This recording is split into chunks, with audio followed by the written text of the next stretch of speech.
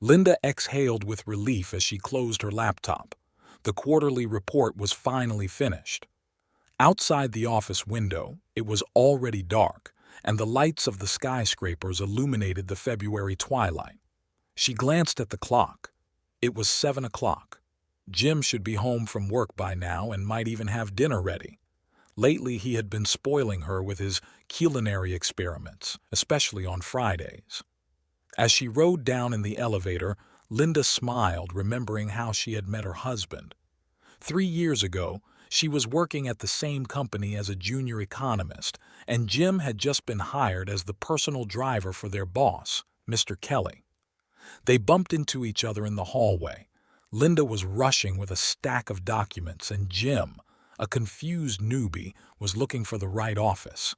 Papers scattered across the floor, and they picked them up together, laughing at the awkwardness of the situation. That spring was unusually warm, and they often had lunch in a small park near the office. Jim turned out to be an excellent listener and conversationalist. He was used to being attentive and patient behind the wheel. Linda appreciated his calm confidence and lack of desire to compete with her in her career. They bought their small house in the suburbs last summer. It wasn't new, but it was cozy and had a small garden. Linda loved spending weekends there, tending to the roses, while Jim had converted the garage into a workshop where he tinkered with his old Ford. As she pulled up to the house, Linda noticed that the lights were on not only in the living room but also in the garage. That meant Jim was working on something again. She parked next to his work car, a black executive sedan, grabbed her bag, and headed for the house. The hallway smelled of something spicy, definitely Indian spices. Jim had recently become interested in the cuisine of that country after spending a week driving his boss to negotiations with a delegation from Mumbai. "I'm home," Linda called out as she took off her shoes. "In the kitchen," Jim replied. He was standing at the stove, stirring something in a large frying pan. Plates were already set on the table, and a bottle of red wine was open. Curry?" Linda hugged her husband from behind, peering over his shoulder. "Almost right. Chicken biryani. How's the report?" "Finally finished. Mr. Kelly will be pleased." Linda reached for a glass of wine. "Why are you home so early today?" "My boss let me leave early. The last meeting was canceled." Jim turned off the stove and turned to his wife. "And I wanted to talk." Something in his voice made Linda wary. "Is something wrong?" "No. I mean, yes. I talked to Mom today." Jim ran his hand through his hair, a gesture that betrayed his anxiety. "She's having a hard time living alone in that big house. It's been 2 years since your father died, and she still can't get used to it." Linda slowly put down her glass. They rarely talked about Catalina. Jim's mother lived 4 hours away in the old family home where her son had grown up. After her husband's death, she flatly refused to move anywhere, even though Jim had offered to buy her an apartment closer to them. "I think she needs to move in with us," Jim finally said. "There's plenty of room in the house. The second bedroom is empty anyway. Mom could help around the house while we're at work." Linda felt a lump rise in her throat. Their home, their cozy little world for two, which they had so carefully created all this time. "Jim, you do realize that this will change our whole life, don't you?" she began cautiously. "Of course I do. But she's my mother, Linda. I can't let her live there alone. She's getting more and more absent-minded. Last week she forgot to turn off the iron. Luckily, the neighbor noticed the smoke and called." "What about a nursing home or a caregiver?" Linda tried to sound calm, although inside she felt a knot forming in her stomach. "You know Mom. She'll never agree to that. She's still quite active, she just needs her family around her." Jim took his wife's hands. "Please, let's at least try. For me." Linda looked at their intertwined fingers. She remembered her first meeting with Catalina, an imposing woman with a piercing gaze who had spent the entire evening asking her about her plans for the future, as if she were conducting a job interview. She remembered how Catalina frowned when Linda mentioned her job and how insistently she asked about her plans for children. "Let's have dinner," she finally said. "We'll discuss everything later, okay?" Jim nodded, but his shoulders tensed noticeably. He silently divided the biryani between their plates, and they spent the entire dinner talking about trivial things: work, plans for the weekend, a new movie they were going to see. But the unspoken words hung between them like a stifling cloud, and even her favorite wine seemed tasteless to Linda. Later, lying in bed and listening to her husband's steady breathing, Linda thought about how one phone call could change the course of her life. She loved this house, loved their quiet evenings together, loved the freedom to be herself within her own four walls. And somewhere deep down, she knew that with Catalina's arrival, all that would change irrevocably. The spring sun flooded the kitchen with bright light as Linda prepared her usual morning coffee. Their weekends always started late. Jim usually slept in after a busy week at work, and she loved those quiet hours alone. But today was different. Her husband had woken up early and was now sitting at the table looking at some papers. "I measured my mom's furniture. I think her favorite chair would fit perfectly in the corner of the living room," he said, without looking up from the drawings. Linda slowly put down her cup. A week had passed since that evening, but they still hadn't seriously discussed Catalina's upcoming move. Jim seemed to have decided that her silence meant consent, and now he was planning everything as if it were a done deal. "We haven't even really talked about it," she began cautiously. "Maybe there are other options, like renting her an apartment nearby?" Jim looked up, and Linda saw the familiar, stubborn expression on his face. "We've already discussed this. Mom won't agree to live alone." "Did you ask her? Maybe she's changed her mind." Her memory helpfully brought back a memory of their first meeting with Catalina. It was 6 months after she had started dating Jim. They had arrived for Thanksgiving at the Harper family home, a huge Victorian mansion that needed constant repair. Catalina greeted them at the door, tall and straight, her gray hair perfectly coiffed. "So you're the girl who took my son away from his hometown?" were her first words, spoken with a smile, but there was a hint of steel in her voice. "Mom," Jim protested, but Catalina just waved him off. "What's the big deal? I'm just kidding. All evening she asked Linda about her family, her work, her plans for the future.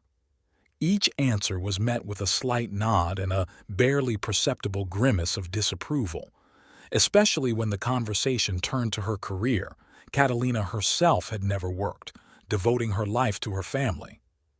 "Modern girls pay too much attention to work," she said at the time. "In my day, we understood that family was the most important thing." Linda said nothing at the time, although she was seething inside. Jim later apologized for his mother, explaining that she was just old-fashioned. But since then, every meeting between them had followed a similar pattern. "Linda?" Her husband's voice brought her back to reality. "What are you thinking about?" "About how it will be," she replied honestly. "Jim, your mother, she and I have very different views on life. You know that. She's just worried about me and about us. She thinks I'm not a good enough wife because I'm pursuing a career. Remember how she reacted to my promotion?" That happened 6 months ago. Linda had been appointed chief economist. They celebrated with a family dinner, and Catalina, who had come to visit for the weekend, spent the entire evening talking about how important it was to not forget what's important, and that a career won't keep you warm in your old age. "You're exaggerating." Jim rubbed his nose. "Mom just grew up in a different time, but she's kind, caring. To you, yes," Linda interrupted gently.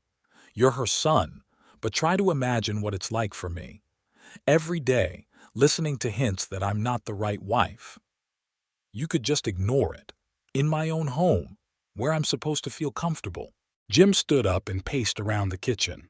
You know, sometimes I think you just don't want to understand. She's my mother. She's getting old. She's lonely. She has no one left but me. And I'm your wife, Linda said quietly. And this is our home. We built it together, remember? We chose every little thing, argued about the color of the walls, the placement of the furniture. Exactly. Our house. Why can't we share it with the person who gave me life? Because it will change everything, our habits, our routine, our personal space. We won't be able to just sit around in our pajamas all Sunday watching TV shows anymore, or have spontaneous dinners with friends, or— You're selfish, Jim said abruptly. All you think about is your own comfort. Have you thought about how I feel knowing that my mother is out there all alone? Linda felt a lump form in her throat. I'm not selfish. I'm just trying to protect what we have. What we have? Jim smiled bitterly. What about family values? Or do they only exist for the two of us? Family values don't mean sacrificing your happiness, Linda tried to say calmly. Let's think about other options. Maybe look for a house nearby, or an apartment in that new senior living complex. I already promised her, Jim said hollowly. I called yesterday and told her she could move in. Linda froze. You— What? Without even discussing it with me? What's there to discuss? You're always against everything. Because it's not right. You can't make decisions like this on your own when you're married. They fell silent. Birds chirped outside. A neighbor started up his lawnmower. Life went on as usual, but the kitchen felt cold and empty. You know, Jim finally said, maybe the problem is that you just don't understand what a real family means. You grew up alone with your mother, who was always away at work. It was a blow below the belt. Linda felt tears welling up in her eyes, but she held them back. Don't you dare use that against me. She turned and left the kitchen, going up to the bedroom. She sat down on the bed, staring at their wedding photo on the wall. They had been so happy then, 3 years ago. Catalina had even cried at the ceremony, the first and only time Linda had ever seen her so sincere. Downstairs, the front door slammed. Jim had gone to the garage, his refuge when he needed to think. Linda went to the window and watched him fiddle with the car. She used to love watching him at times like this, but now she felt only tired and confused. There was still the whole Saturday ahead of her, but the festive mood of the weekend had vanished without a trace. The paint store smelled of fresh repairs and chemicals. Linda absent-mindedly looked at the color samples while Jim consulted with the salesperson. The pale lilac that Catalina had chosen for her future room seemed too cold and austere. However, no one had asked her opinion. Over the past 2 weeks, their house had been turned into a construction site. The guest bedroom, which they had previously used as a study, was now empty. The furniture had been moved to the garage, the books packed into boxes, and Linda's desk had been temporarily relocated to the corner of the bedroom. Jim was full of enthusiasm, making lists of necessary purchases, planning the renovation, and calling his mother every evening to discuss the details. The salesman says this paint will be enough for all the walls with some to spare, Jim said, placing 2 cans on the cart. We still need to choose the baseboards. What do you recommend? Linda shrugged.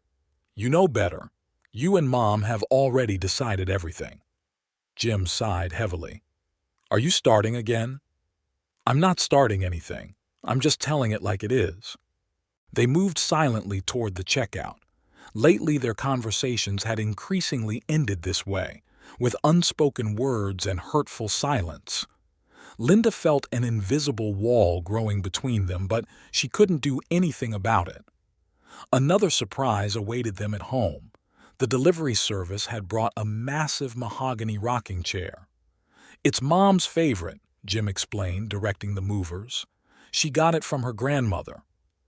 Linda watched as the antique chair took its place in the corner of the living room where her favorite floor lamp with its soft light had once stood. Now the lamp would have to be moved somewhere. along with many other things that didn't fit into the new interior. In the evening, while sorting through boxes of things from Catalina's future room, Linda came across an album with their wedding photos. She sat down on the floor and began to leaf through the glossy pages. Here they were, with Jim dancing their first dance, cutting the cake, laughing at their best friend's toast. Catalina looked flawless in all the photos, but somehow distant, as if she were attending someone else's celebration. "What are you doing?" Jim peeked into the room, wiping his hands of paint. "Looking at old photos. Remember this moment?" He sat down next to her, peering at the picture. "Of course.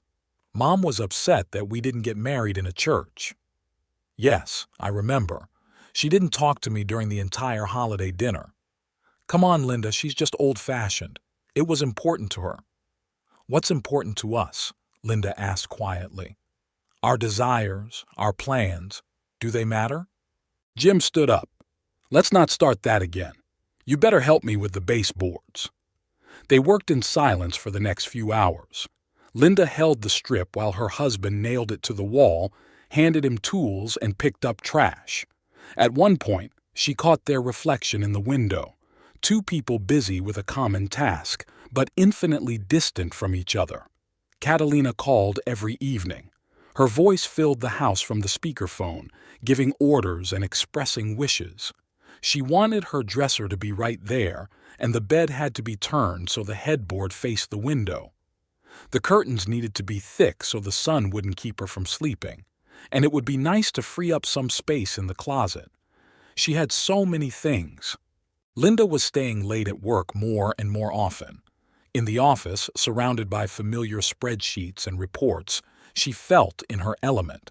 Everything was clear and logical, and no one asked the impossible of her. She even started taking on extra projects so she'd have an excuse to come home later than usual. One evening, when she came home late again, Jim met her with a worried look. "I was worried.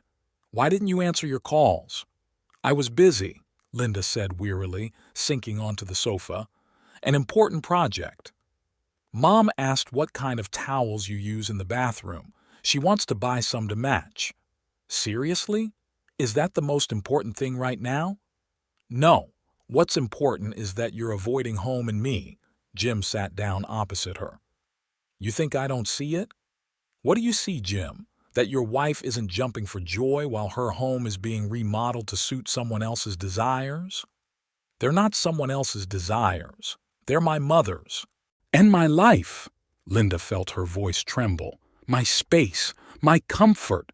"You're acting like a child." Jim shook his head. "Mom's right. Modern women think too much of themselves." Those words hurt more than any slap. Linda silently got up and went to the bedroom. She took her travel bag out of the closet and began packing her things. "What are you doing?" Jim appeared in the doorway. "I'm going to a friend's house. I need some time to think." "What is there to think about? My mother is moving in a week. There's so much to do." "Then do it." Linda zipped up her bag. "I'll be back in a couple of days." She spent those days at Sarah's, her best friend since school. They talked a lot, drank wine, and Sarah never tired of repeating that Linda had a right to her feelings and her space.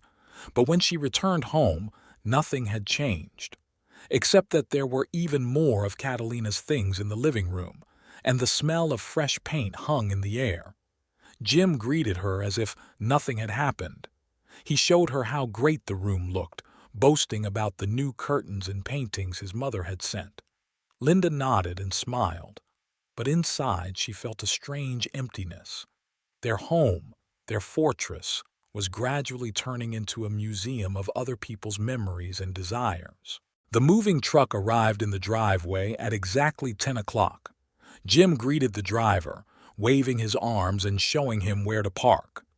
Linda watched the commotion from her bedroom window, slowly finishing her cold coffee. Catalina was supposed to arrive a little later by taxi. She didn't trust her son when it came to transporting her antique furniture. It was a cloudy day, and heavy clouds seemed to be gathering, threatening rain. The movers quickly unloaded boxes and furniture, which turned out to be more than expected. In addition to the rocking chair that had already been delivered, there was a massive mahogany chest of drawers, a dressing table with a huge mirror, several antique paintings in heavy frames, and an endless number of boxes labeled "Fragile." Linda went downstairs when she heard the sound of a taxi pulling up. Catalina emerged from the car looking as if she had arrived at a society ball. Her hair was perfectly styled. She was wearing a strict suit the color of melted milk and a string of pearls around her neck. "Jimmy, dear!" She opened her arms to her son, who immediately rushed to her. "I missed you so much." Linda stood in the doorway, feeling out of place in this scene of reunion. Catalina finally tore herself away from her son and turned to her. "Linda, dear, I hope you've made something for dinner. I'm exhausted from the trip." "Actually," Linda began, but Jim interrupted her. "Mom, let's take your things upstairs and show you your room first." The next few hours passed in a whirlwind. Catalina bossed the movers around, telling them exactly where to put each piece of furniture, criticizing the color of the walls. "I told you we needed a cooler shade," scrutinizing every corner and giving endless recommendations on how to arrange everything. By evening, when the movers finally left and most of the boxes had been unpacked, Linda felt completely drained. She was about to go up to her room and take a shower when Catalina called after her. "Honey, could you help me hang up my clothes? I have so much and the closet is so small." "Mom, maybe tomorrow?" Jim interjected. "It's late. Everyone is tired." "Come on, son. I won't be able to sleep knowing that my things aren't unpacked." Linda wouldn't refuse her husband's mother such a small favor, would she? And Linda obediently trudged off to her mother-in-law's room, where she spent the next 2 hours arranging immaculately ironed blouses and suits on shelves, hanging up dresses and coats, and arranging shoes. Catalina sat in her rocking chair, giving instructions and sharing stories about each item. "I wore this dress to Jimmy's engagement party with that girl. What was her name? Never mind. She wasn't good enough for my son anyway." Catalina glanced quickly at Linda. "Lucky he found you, dear." Linda said nothing, carefully hanging up another dress. She was dizzy with fatigue, but Catalina seemed to be just getting started. "You know, I always told Jimmy he needed a real housekeeper. Of course, times are different now, women work, but family should come first, shouldn't it?" "It's late." Linda closed the wardrobe door. "Let's continue tomorrow." "Oh, of course, of course," Catalina nodded graciously. "Just don't forget, please, that I like my coffee served in bed. Jimmy knows how I like it." When she finally made it to the bedroom, Linda found that Jim was already asleep. She slipped quietly into the shower, where she stood under the hot water for a long time, trying to wash away the tension of this endless day. The morning began with the smell of coffee and soft singing. Catalina, it turned out, liked to start her day with old-fashioned tunes. When Linda went down to the kitchen, her mother-in-law was already sitting at the table, and Jim was bustling about at the stove. "Good morning, sleepyhead," Catalina greeted her. "Jimmy and I already had breakfast. He makes such wonderful pancakes." "I don't usually eat breakfast." Linda reached for her mug but found an elegant porcelain cup and saucer in its place. "Oh, that's my set," Catalina explained. "I thought it was much more suitable for family breakfast than those modern mugs." She said the last word as if she were talking about something indecent. Jim, seemingly oblivious to the tension, placed another serving of pancakes in front of his mother. "Mom, did you want to go shopping today?" "Yes, dear. I need to buy new curtains for the living room. These don't match my paintings at all." Linda felt her stomach tighten. She and Jim had chosen those curtains together, visiting probably a dozen stores. But she didn't have time to object. The phone rang. "Linda, honey, could you talk a little quieter?" Catalina frowned when she answered the phone. "I'm trying to enjoy my breakfast." It was her boss. An urgent meeting, She had to be at the office in an hour. Linda had never been so happy about a busy day at work. She quickly went up to her bedroom to get ready for work, but even there she was overtaken by her mother-in-law's voice. "Jimmy, dear, maybe you should talk to Linda about her work schedule. A young woman should spend more time at home." When she returned from work that evening, Linda found that the living room had been transformed beyond recognition. The old curtains were gone, replaced by heavy velvet drapes. New paintings appeared on the walls, and her favorite sofa blanket had been neatly folded and put away somewhere. Catalina proudly showed off the changes. "Isn't it much cozier now? Now it feels like a real home, not one of those modern, faceless interiors." Spring quietly turned into summer, and life in the Harper household took on a new, unfamiliar rhythm. Linda now woke up an hour earlier than usual so she could shower before Catalina took over the bathroom for her morning ritual. That morning, Linda went down to the kitchen and found the usual scene. Catalina was sitting at the head of the table with a cup of coffee, and Jim was preparing another culinary masterpiece. "Honey, you could at least not leave so early on Saturdays," her mother-in-law said, dabbing her lips with a linen napkin. "In my day, weekends were sacred to the family." "I have a project," Linda said, pouring herself some coffee into a paper cup and ignoring Catalina's disapproving look. "Again? Jimmy, don't you think your wife works too much?" Jim shrugged vaguely, turning his omelet. "She has an important job, Mom. More important than family." Catalina placed her cup on the saucer with a soft clink. "You know, Linda, I spoke to Mrs. Peterson yesterday. You remember Mrs. Peterson, Jimmy? She runs a charity. They're looking for a part-time coordinator." "Thanks, but I love my job," Linda said, zipping up her bag. "See you tonight." She rushed out of the house without listening to another lecture on the role of women. In reality, there was no urgent project. It was just that the office seemed more appealing than her own home on a Saturday. When she returned home that evening, Linda discovered that her desk in her bedroom had been tidied up and all the folders with documents had been stacked neatly. "I tidied up a bit," Catalina said, peeking into the room. "Clutter has a bad effect on the family atmosphere." "Those were work documents," Linda tried to say calmly. "They were arranged in a specific order." "Oh, I'm sorry, dear. I just wanted to help. By the way, I noticed you have a lot of business clothes. Maybe you should add something more feminine to your wardrobe. There's a wonderful boutique that just opened in town." Linda silently began sorting through the documents, trying to restore them to their original order. Catalina stood in the doorway for a moment longer, then left, humming quietly to herself. Dinners also became a challenge. Catalina insisted that they always eat together, as is proper in a decent family. Now every evening they gathered at the table, covered with an immaculately ironed tablecloth, and her mother-in-law conducted the table conversation. "Jimmy said that Mr. Kelly is very pleased with his work," she said, dabbing her lips with a napkin. "You know, Linda, your husband could have a wonderful career if you supported him more." "What does that have to do with me?" Linda put down her fork. "Jim is doing fine at work. But he could achieve so much more. A man needs a strong support system, not a wife who is always at the office." "Mom, let's not," Jim tried to intervene. "No, dear, someone has to say it. I can see how tired you are from cooking every night." "I cook because I love to cook," Jim said, clearly uncomfortable. "And I make good money, by the way."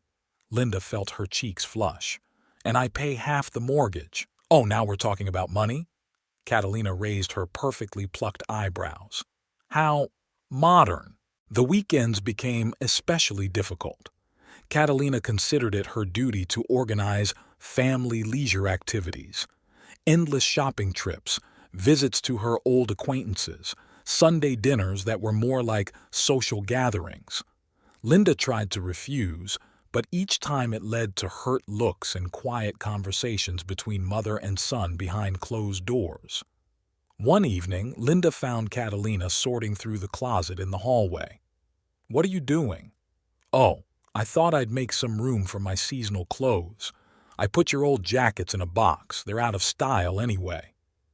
"Those are my things. Honey, I just want to help you look more presentable. The wife of a man in Jimmy's position has to look the part." "What position? He's a driver." "Right now, yes. But I spoke to Mrs. Kelly at the charity ball, and she thinks Jimmy has a good chance of getting promoted. Of course, that's if his wife keeps up his image." Linda turned and went up to her bedroom, slamming the door louder than she should have. She took out her phone, intending to call Sarah, but then changed her mind. Her friend had been insisting lately that she put her mother-in-law in her place, and that conversation would not bring any relief.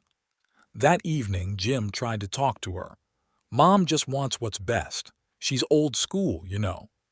"Old school?" Linda smiled bitterly. "She's methodically turning our house into a museum of her ideas about how life should be. Have you noticed that almost none of our things are left?" "You're exaggerating." "Really? Where's my blanket? Where are the photos from our trip? Where is everything that made this house ours?" "Linda, stop it." Jim rubbed his nose wearily. "Let's just try to live peacefully." Catalina was standing at the stove, stirring something in a pot when Linda came home from work. The smell of unfamiliar spices filled the kitchen, and another lace-trimmed tablecloth, her mother-in-law's latest purchase, was already spread on the table. "Ah, Linda, I'm so glad you're home early." Catalina didn't even turn around. "I'm making Jimmy's favorite dish. I hope you don't mind that I use the kitchen." Linda said nothing. This wasn't the first time her mother-in-law had taken over the kitchen. At first, she just gave advice. Then she started helping. And now it seemed she had finally taken control. "By the way, dear," Catalina finally turned around, wiping her hands on her apron, "I was looking through your family calendar. Why didn't you mark Aunt Marjorie's birthday?" "Who?" "Aunt Marjorie, Jimmy's late father's sister. You remember her, don't you? She was at your wedding." Linda vaguely remembered an elderly lady in a purple dress who kept shaking her head and whispering to her neighbors at the table. "I didn't know I had to mark her birthday on the calendar." "Of course you should." Catalina clapped her hands.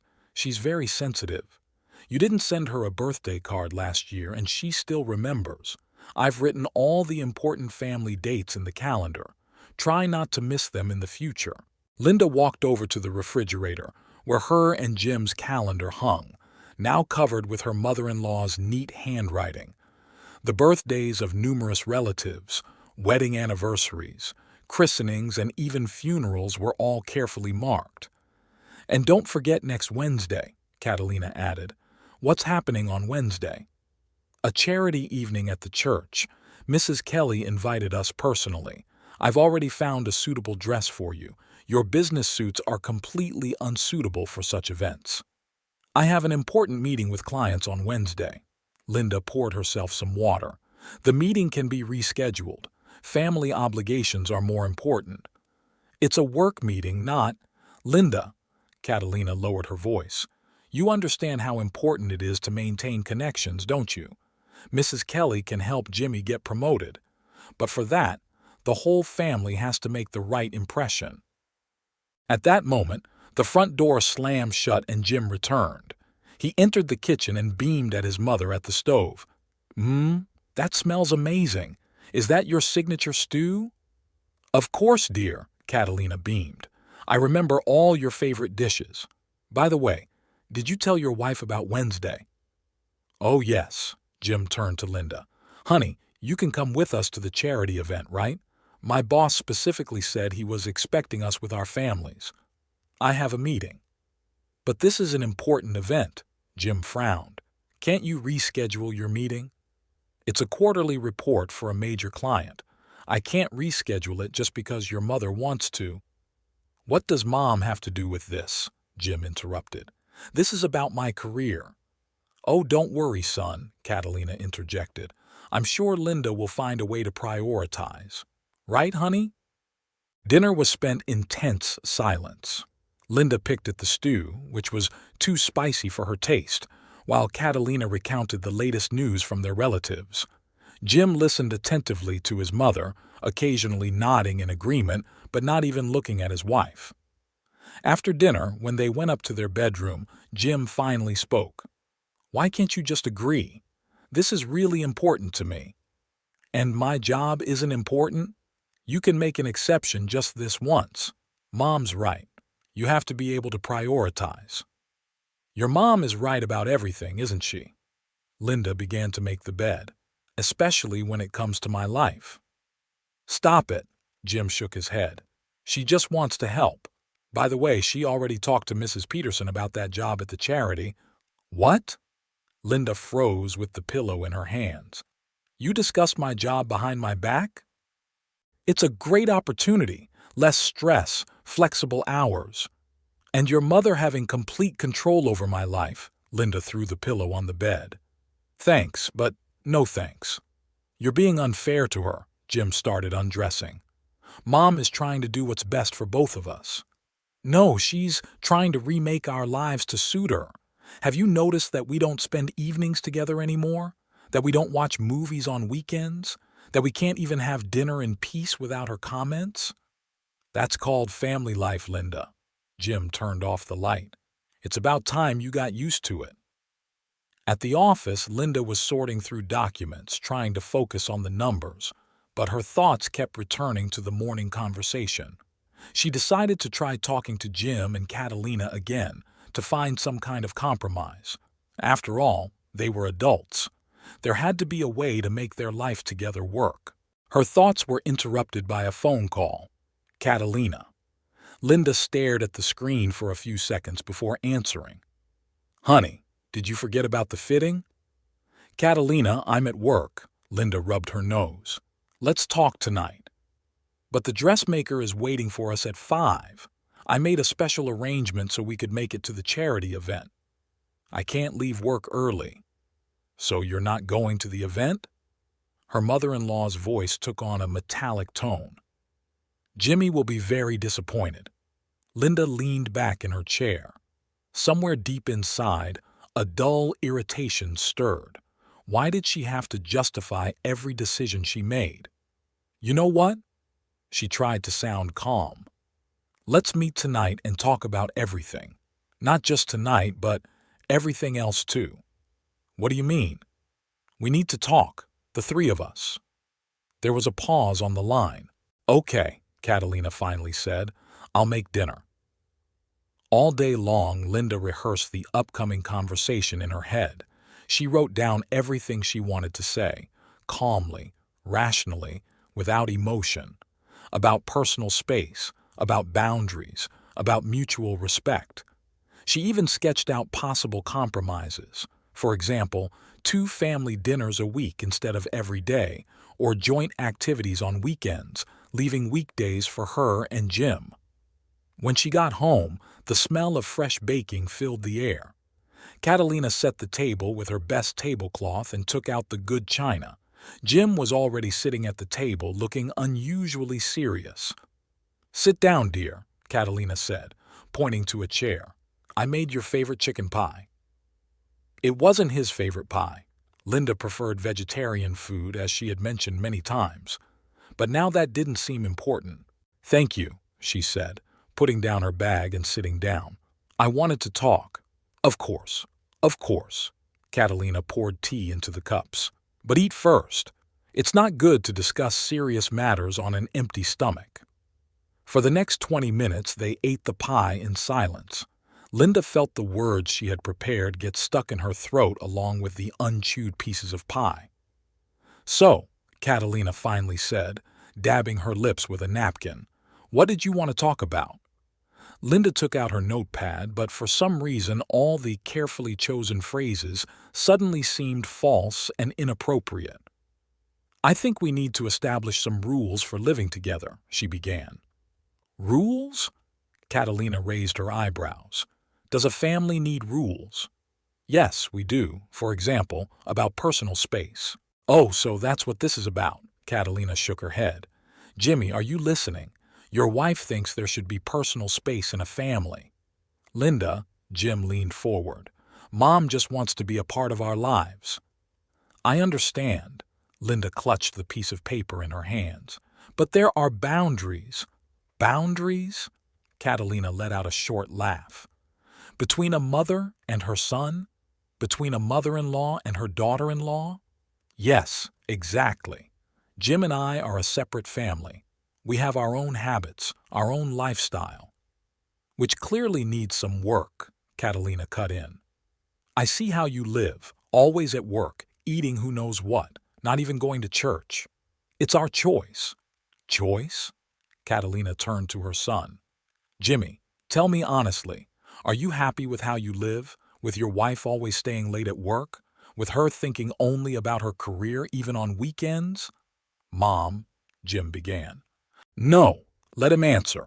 Linda fixed her gaze on her husband. Are you unhappy with our life? Jim remained silent, staring into his cup. See, Catalina said triumphantly. He's just too polite to tell you the truth, but I can see how my boy is suffering. I'm not suffering, Jim finally said. It's just, maybe we really should pay more attention to our family. You mean your mother? Linda crumpled the piece of paper in her fist. Don't you care about my opinion? Honey, Catalina put her hand on her son's shoulder. We want what's best for you. You're young and inexperienced. You need the advice of an older woman. I'm 32 years old. I don't need advice on how to live my life. That's obvious. Catalina pursed her lips. Judging by the way you run the household, the way you treat your husband… Enough! Linda jumped up from the table. I've been trying to find a compromise, but you won't even listen. Linda, sit down. Jim finally looked up. Let's discuss this calmly. Discuss what? How your mother is going to continue bossing our lives around? How she's going to tell me what to wear, where to work, who to associate with? I'm just trying to help you be a good wife, Catalina exclaimed. I didn't ask for help. This is my home, my life, my family. No, dear, Catalina stood up, straightening to her full height. This is the Harper family. And until you understand that, there will be no happiness here. The Harper family? Linda slowly turned to her mother-in-law. What does that mean? Catalina walked majestically to the sideboard and took out a stack of old photographs. Linda didn't even know where they had come from in their house. Look, she began, laying the pictures out on the table. This is my mother-in-law, Elizabeth Harper. She taught me everything, how to run a household, how to support a husband, how to raise children. I was just as inexperienced as you are, but I knew how to listen and learn. I'm not an inexperienced girl, Linda clenched her fists, and I don't want to be a copy of your mother-in-law. Oh, of course, you're a modern woman. Catalina moved to the sideboard where her antique china now stood. Too modern to appreciate tradition. But you know what? In the Harper family, women have always known their place. Their place? Linda felt everything boiling inside her. And what is that? Next to their husbands, at home, not in an office surrounded by strange men. Mom! Jim tried to intervene, but Catalina just waved him away. No, son, this needs to be said. I've kept quiet long enough. I've watched her destroy our family, ignore your needs. My needs? Jim stood up. What does that have to do with, you've lost weight? Catalina stroked her son's cheek. Of course you've lost weight. What kind of food can you get when your wife is always at work? Your shirts aren't ironed properly, the house is a mess. I iron his shirts, Linda shouted, and the house was tidy until you turned it into an antique museum. A museum? Catalina slowly turned to her. You call family heirlooms museum exhibits? I call things what they are. You filled our house with your things, your rules, your ideas about life. You even try to throw out my clothes.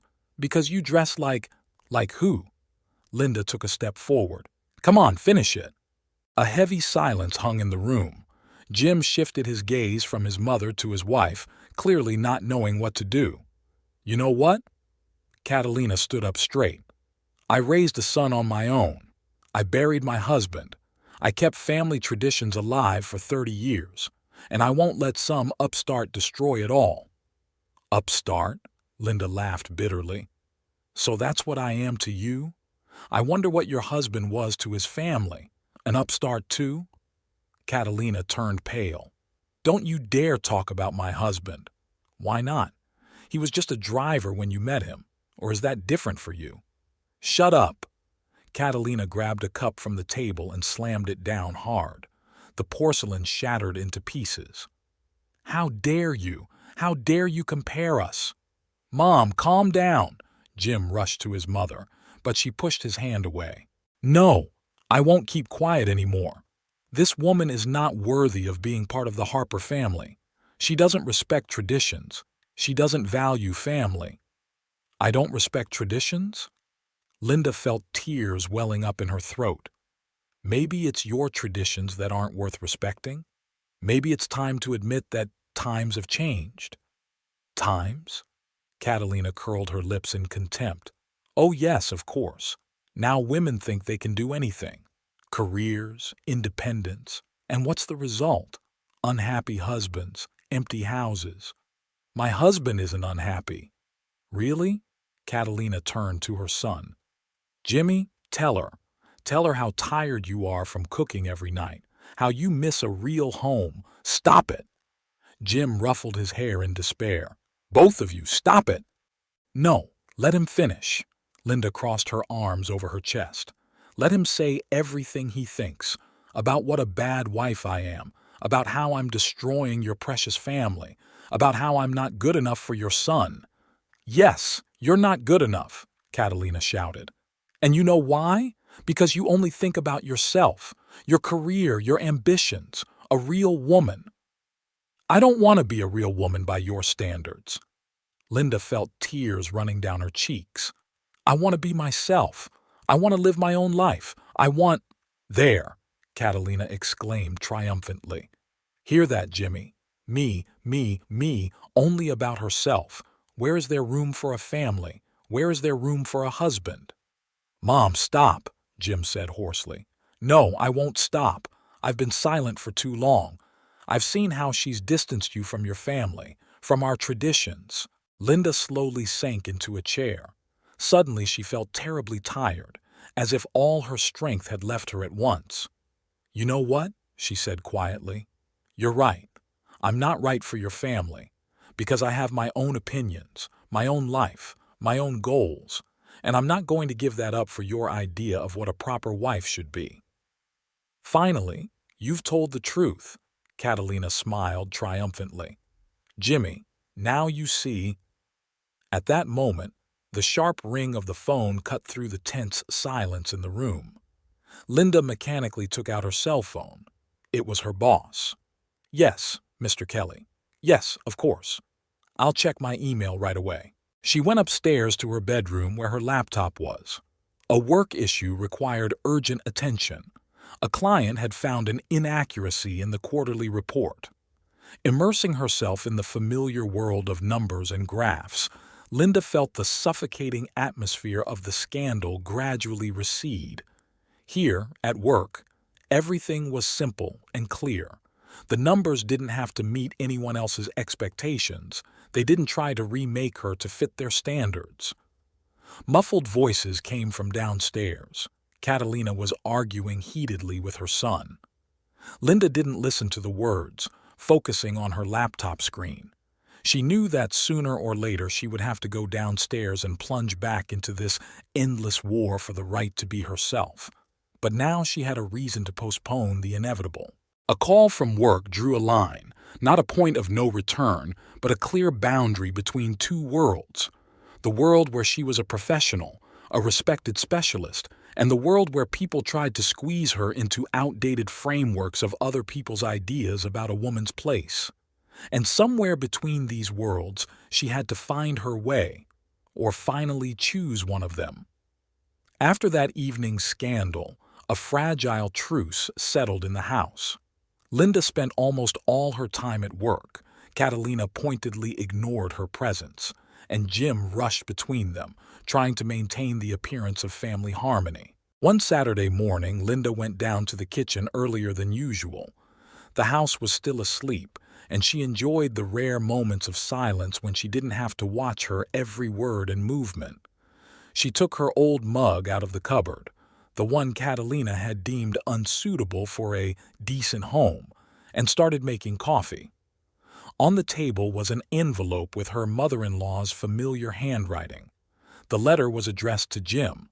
Linda had no intention of reading it, but out of the corner of her eye she caught a few lines through the translucent envelope. Catalina's handwriting was so large that the words were easy to read even through the envelope. Mrs. Kelly is very disappointed. Did not attend the charity evening. The family's reputation. Quiet footsteps behind her made her jump. Jim was standing in the kitchen doorway, disheveled from sleep. "You're early," he said, reaching for the coffee pot. "Lots of work." Linda turned away to the window. Outside, their quiet suburb was slowly waking up. A neighbor was walking her dog, the paperboy was delivering the morning papers to the mailboxes. "Mom asked me to tell you," Jim hesitated, "that there's a dinner at the Kellys next Wednesday. It's a family dinner." "I'm not going." "Linda, no." She turned sharply to her husband. "I'm not going to participate in this charade anymore. If you want to go to social events with your mother, go ahead, but without me." "It's not a charade," Jim rubbed his face wearily. "It's important for my career." "For your career? Or for your mother? Is there a difference?" Linda put her mug on the table. "There is. A huge one. Because this isn't what you want. It's her plan to turn us into a copy of her ideal family." "Why are you so against her?" Jim moved closer. "She wants what's best for us." "What's best for whom? For you? For me? Or for her idea of what a family should be?" At that moment, Catalina appeared in the kitchen, impeccably dressed despite the early hour. "What are you arguing about?" She walked over to the sideboard and took out her usual porcelain tea set. "Nothing." Linda headed for the door, but her mother-in-law's voice stopped her. "Did Jimmy tell you about dinner at Kelly's?" "Yes, and I already said I'm not going." "Well," Catalina began, setting out the cups, "then I'll have to explain your absence. Again. You know, people are starting to talk." "I don't care what your people say." "You should care." Catalina turned to her son. "Jimmy, dear, don't you think it's time to have a serious talk with your wife?" "About what?" Jim looked from his mother to Linda. "About her attitude toward the family, toward your career, toward me for that matter." "Mom." "No, son. This needs to be resolved. I've been silent long enough, but you have to choose, either your family or your wife's modern views." "Don't make him choose," Linda said quietly. "Why not?" Catalina placed her cup on the saucer with a soft clink. "Are you afraid of losing?" "No. It's just not fair to him." "And what's fair?" "Letting you destroy our family." "Enough!" Jim slammed his hands down on the table. "Stop it, both of you!" "Son." Catalina put her hand on his shoulder. "You know I'm right. You can't let some upstart. She's my wife. And I'm your mother." Tears welled up in Catalina's eyes. "I raised you alone, sacrificed everything." "Exactly." Linda crossed her arms over her chest. "You raised him once, and now you're trying to raise him again, to suit yourself. How dare you?" Catalina turned pale. "Jimmy, are you really going to let her—" "I don't know." He jumped up from the table. "I don't know what to do. You're both demanding that I choose, but how can I choose between my mother and my wife?" "It's very simple."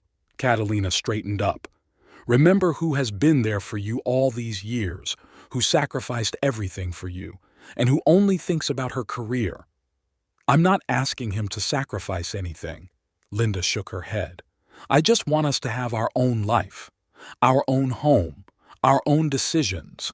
"Your own decisions?" Catalina smiled bitterly. "You mean your decisions? Because my son doesn't seem to have a right to his own opinion." "He has a right to an opinion, but it has to be his opinion, not yours."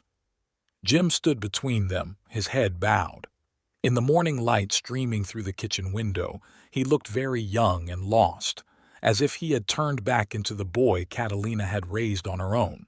"I can't," he finally said. "I can't choose. You're both important to me."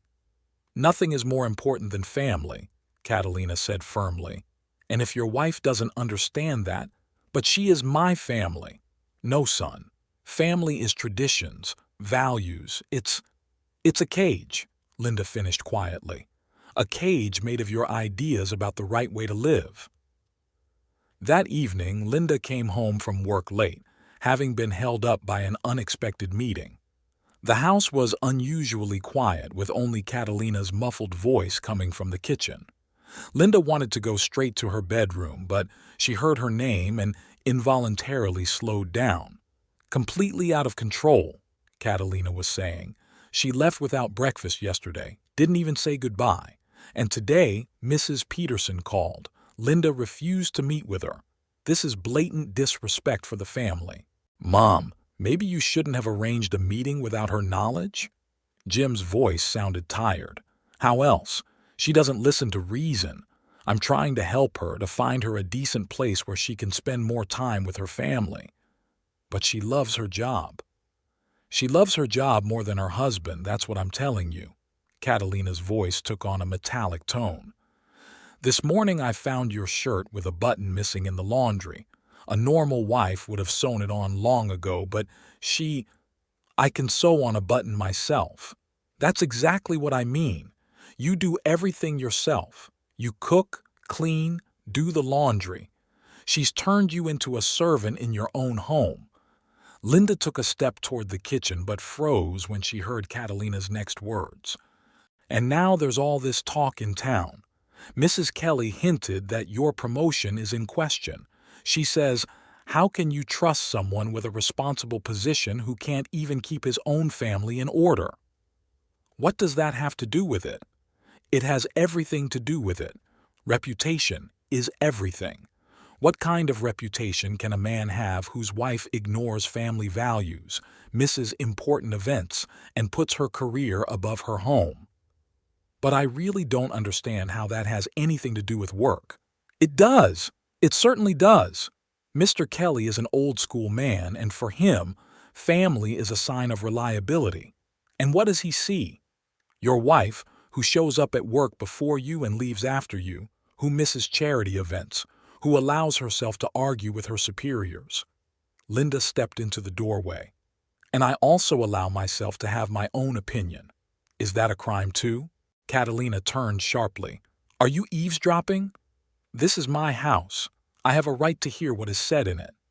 "Your house?" Catalina pursed her lips. "This house was built with my son's money." "With our money," Linda looked at Jim.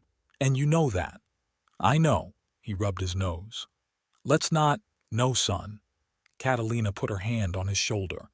"It's time to end this charade. Can't you see what's happening? She's destroying your career, your reputation, your family." "I'm not destroying anything." Linda felt her voice tremble. "I just want to live my life. At my son's expense. I earn more than he does." A heavy silence hung in the room. Jim slowly raised his head. "What did you say?" "I'm sorry." Linda bit her lip. "I didn't mean that." "Yes, you did," Catalina exclaimed triumphantly. "There it is, your true colors. You think you're better, more successful." "Shut up," Jim said quietly. "What?" "I said shut up." He stood up. "Both of you shut up. I can't listen to this anymore." "Jim," Linda took a step toward him, but he backed away. "All these months I've tried to be a good son and a good husband. I've tried to understand everyone, to reconcile everyone. And what's the result? You despise my work, Mom despises you, and I'm just tired." "Son," Catalina began, but he interrupted her. "No, Mom. You were right. I need to make a choice, and I've made it." He turned to Linda. "Leave." "What?" I said leave. "Right now. You're right. You earn more than I do. You're so successful, independent. So be independent, without me. Jim, you don't understand. No, you don't understand. How dare you? How dare you humiliate me? I may not be as successful as you, but I'm a man. I have pride. I didn't mean to. Go. He turned away to the window. Now. I don't want to put up with this anymore. Linda stood there, stunned by his words.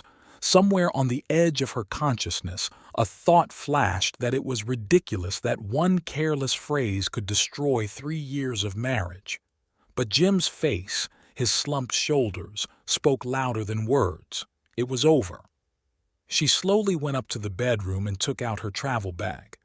Her hands moved mechanically, packing clothes, documents, and some small items. She could hear voices downstairs. Catalina was saying something heatedly to her son, but she couldn't make out the words. When she came back down with the bag, Jim was still standing by the window. Catalina sat triumphantly at the table, her arms folded across her chest. "I'm sorry," Linda said quietly. "I really didn't mean to hurt you." He didn't answer. He didn't turn around. He just shrugged his shoulders as if waving away an annoying fly. Linda stepped out into the warm spring evening. The door slammed behind her as if putting an end to their story. She walked down the street, clutching her bag, thinking about how strange life was. Sometimes one wrong word was enough to destroy what had been built over years. Or was that word just the last straw in a cup that had been overflowing for months? The guest room in Sarah's house was smaller than Linda remembered. A small bed, a chest of drawers, a table by the window. Everything here breathed temporariness, as if the space itself was hinting that this was only a temporary stop. Linda took her things out of her bag, trying to give the faceless room at least some sense of home. Sarah didn't ask any unnecessary questions. She just hugged her at the door and said the guest room was hers for as long as she needed it. They had been friends since school, and Linda knew she could count on her support, but she still felt awkward. Her first morning in her new home began with the smell of freshly brewed coffee and the clatter of dishes in the kitchen. Sarah was getting ready for work. She taught elementary school and always left early. "I left you breakfast," she said, buttoning her coat in the hallway. "And don't you dare stay home. Go to work. Keep yourself busy." Linda nodded. Work was the only thing that remained unchanged in her life. Numbers didn't ask questions. Reports didn't require explanations. At the office, she could hide from reality behind familiar tasks. She deliberately arrived earlier than usual, when the office was still empty. Her desk greeted her with its familiar mess. Scattered papers, sticky notes, a photograph. Linda turned the frame with their wedding photo face down. The day dragged on slowly. Her colleagues greeted her as usual, no one noticing any changes in her life. And what could outsiders see? She sat at her computer as usual, participated in meetings as usual, and had lunch in the office kitchen as usual. Only now she didn't check her phone every half hour, didn't plan what to cook for dinner, and didn't rush home after work. In the evening, Sarah suggested opening a bottle of wine to talk heart to heart. They sat in the small kitchen where everything reminded them of their college years. Bright curtains, a collection of magnets on the refrigerator, an old coffee maker with a broken spout. "Have you thought about what you're going to do next?" Sarah poured wine into glasses. Linda shook her head. "Not yet. It all happened so suddenly." "Suddenly?" Sarah snorted. "Come on. It's been a long time coming. Ever since his mother moved in with you. You know what's weird? I'm not even mad at her. She was just protecting her world, the way she was used to seeing it. What about Jim? Aren't you angry at him too?" Linda thought about it, staring into her glass. How did she feel about her husband? Resentment? Disappointment? Or just tired from the endless struggle to be herself? "I don't know. Maybe he was protecting his world too. It's just not the world for me." The next day, she started looking for an apartment. The real estate agent showed her several options, all close to the office and all pretty much the same. Small studios with minimal furniture. Linda chose the one with the most light, a huge window overlooking a quiet courtyard with a playground. The move took only a few hours. All her belongings fit into one bag and a few boxes. Sarah helped her arrange the furniture, hang the curtains, and put the dishes in the cupboards. "It's cozy," she said, looking around the room. "I just need to add a few little things to make it more lively." Linda nodded. She liked the emptiness. No china sets, no photos in heavy frames, no lace doilies. A clean slate, ready for a new story. Linda woke up to the insistent ringing of her cell phone. In the pre-dawn twilight, the phone's display blinded her, and she didn't immediately recognize the caller's name. Sarah. "Turn on the news." Her friend's voice sounded agitated. "Right now." The first line of the local news feed was about a nighttime fire in their neighborhood. Linda felt a chill inside. She knew that address. It was their house, their former house. She didn't go to work. She called her boss and took the day off. Without really knowing why, she headed for her old neighborhood. The street was blocked by fire trucks, but even from a distance she could see black soot marks on the white walls of the house. Her neighbor, Mrs. Parker, was watering her roses as usual, as if nothing had happened. When she saw Linda, she perked up. "Oh dear, have you heard? What a terrible thing. I told you." "What happened?" "That woman, your mother-in-law. She's always been a bit absent-minded, you know. She forgets to turn off the iron, leaves the stove on. Jimmy was always checking up on her." Linda remembered how Catalina had talked about her absent-mindedness. At the time, it had seemed like an exaggeration, a reason to move. "And yesterday she decided to cook a special meal." Mrs. Parker lowered her voice to a conspiratorial whisper. "Something French with flambé. Can you imagine? At her age. Jimmy was at work, staying late with Mr. Kelly." She recounted in detail how it all happened. Catalina had forgotten about the hot oil on the stove while she was talking on the phone with a friend. When she realized what had happened, it was too late. The flames had spread to the curtains, then to the wooden wall panels. "It's a good thing she managed to get out," the neighbor shook her head. "And the house. You know these old buildings. Everything's made of wood inside. It went up like a match."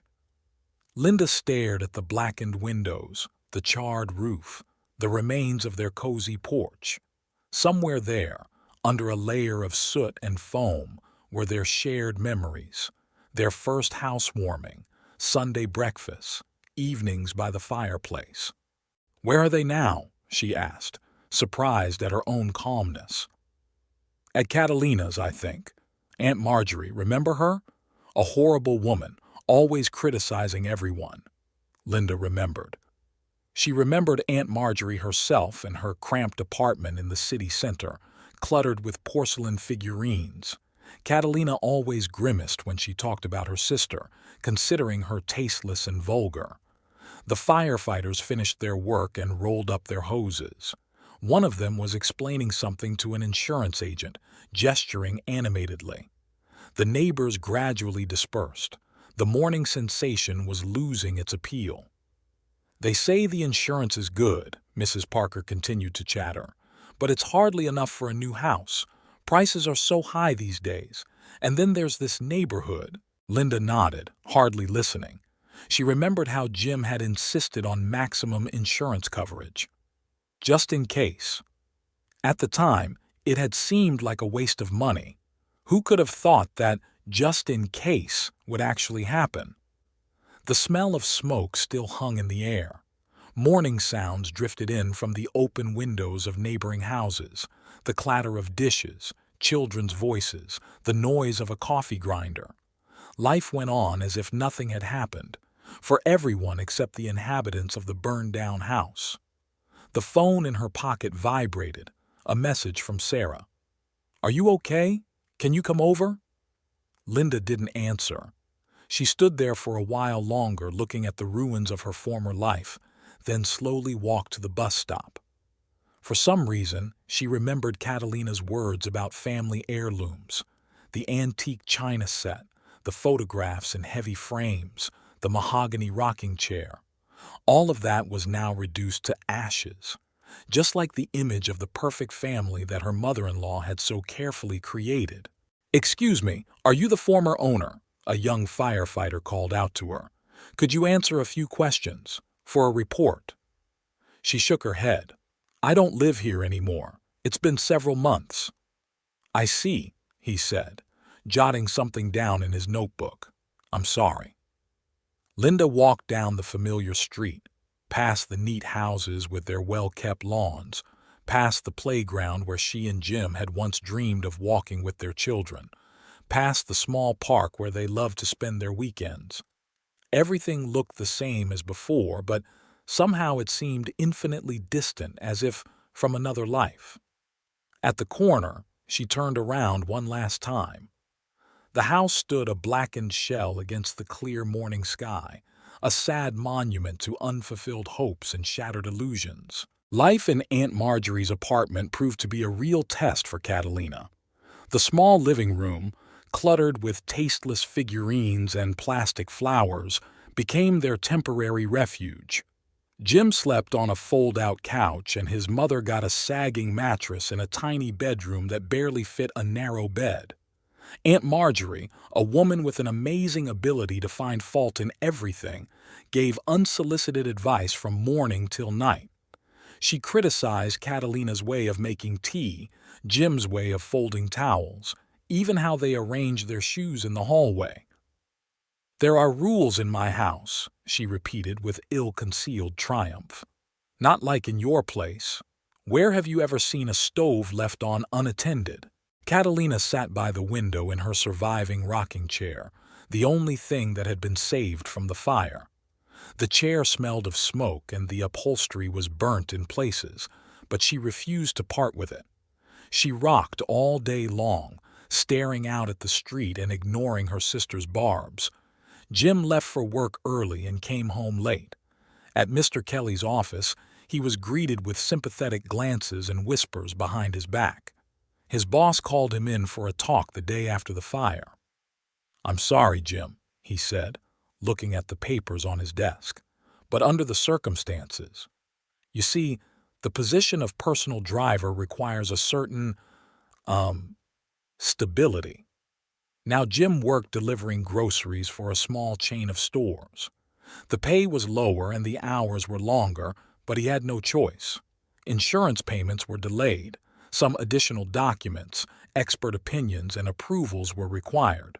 In Aunt Marjorie's small apartment, their belongings were piled in boxes in the corner of the hallway. The few things they had managed to save from the fire were covered in soot and water. Catalina would sometimes take out the surviving photographs and stare at the smoke-blackened edges for a long time. "All our family heirlooms," she repeated. "Everything I've cherished for so many years." "Mom, they're just things," Jim tried to reassure her, but she just shook her head. "You don't understand.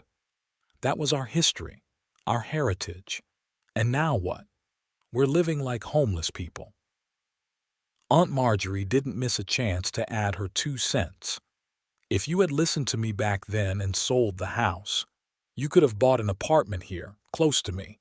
But no, you're too proud." Catalina remained silent. Her domineering nature, her desire to control everything and everyone, seemed to have evaporated along with the smoke from the fire. She sat in her chair for hours, mechanically fingering her rosary beads, a new habit she had picked up after the move. In the evenings, when Aunt Marjorie left for her endless knitting club meetings, she and Jim sat in the cramped kitchen. It was almost impossible to cook there. The stove was broken. The cupboards were bursting with Aunt Marjorie's countless dinner sets, and there was barely enough room on the table for 2 plates. "I'm sorry," Catalina often repeated. "It's all my fault. If it weren't for my stupidity—" Jim just shrugged. "What's the point of talking about it now?" When the insurance money finally arrived, it turned out that it was only enough for a small apartment in a residential area. This was not what Catalina had dreamed of when planning their life together. She had imagined a spacious house, Sunday dinners in a large living room, grandchildren running around the garden. "Maybe we should rent something temporarily," Jim suggested, looking at real estate listings. "To pay strangers?" Aunt Marjorie snorted. "No way. Better to buy our own, even if it's small." They spent a long time choosing an apartment, or rather, Catalina chose, and Jim silently agreed. But none of the options seemed right to her. The neighborhood wasn't right.